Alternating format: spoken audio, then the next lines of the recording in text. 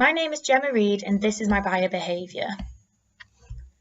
Marketing can be described and defined in many ways, but to a consumer, marketing is the means taken by a business to encourage you to buy or use their goods and services.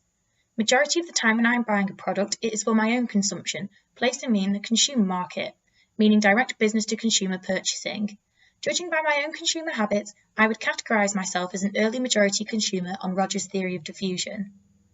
This is because I'm willing to embrace new products and find ways for them to fit into my life. However, I'm not overly selective with what I embrace, neither am I willing to take large risks on particularly new products. The first purchase I will analyse is a coach ticket I bought to go home for the weekend. My purchase was conducted using the consumer decision-making process, a model stated by Gosnay and Richardson. The need recognition identified was a mode of transport home.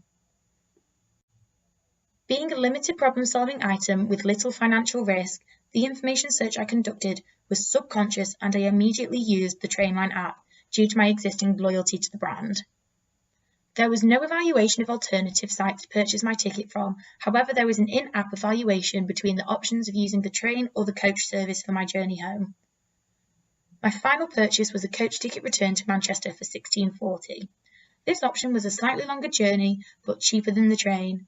My post-purchase evaluation is that the journey was comfortable, fast and affordable, encouraging me to use the service again. The positive experience I had will condition me to associate the Trainline coach service with the positive factors I'm looking for in travel, consolidating my brand loyalty. The next item I will discuss is an extended problem-solving item. Due to my personal financial position as a student, a large amount of money is different in my opinion than to a working adult with disposable income. I purchased a designer vintage jumper with a perceived high financial risk. The item is not something I frequently buy. The item also came with high social visibility and symbolic meaning. My consumer involvement was very high, in accordance to the consumer involvement theory presented by Rosenbaum-Elliot, Percy and Pervan. The exact item bought was a vintage Reebok jumper for £28.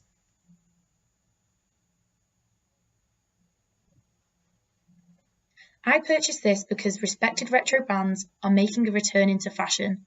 The purchase was encouraged by the positions it fills on Maslow's hierarchy of human needs. The basic warmth provided by the jumper fills the bottom tier of physiological human needs.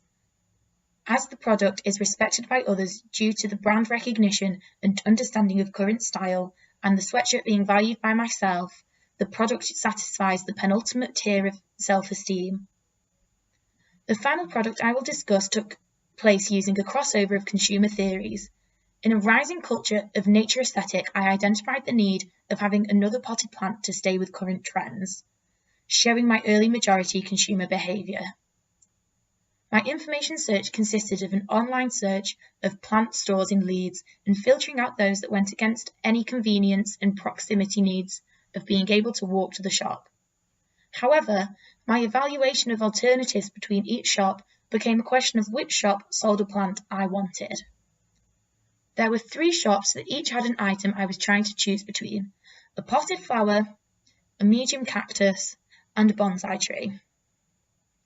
My attitudes towards the first 2 were that I had them, but I already had some. However, my attitude towards the bonsai tree was that it was aesthetically pleasing and would add to my existing plants. In other cultures, the bonsai tree is seen as a symbol of inner strength and intuition, which I believed to represent myself, showing how the self-concept approach influenced my purchase as I wished to buy something that represented myself. It is intentional in all my buyer behaviour to buy something reflective of myself, resulting in my consumer behaviour of purchasing a bonsai tree for £12.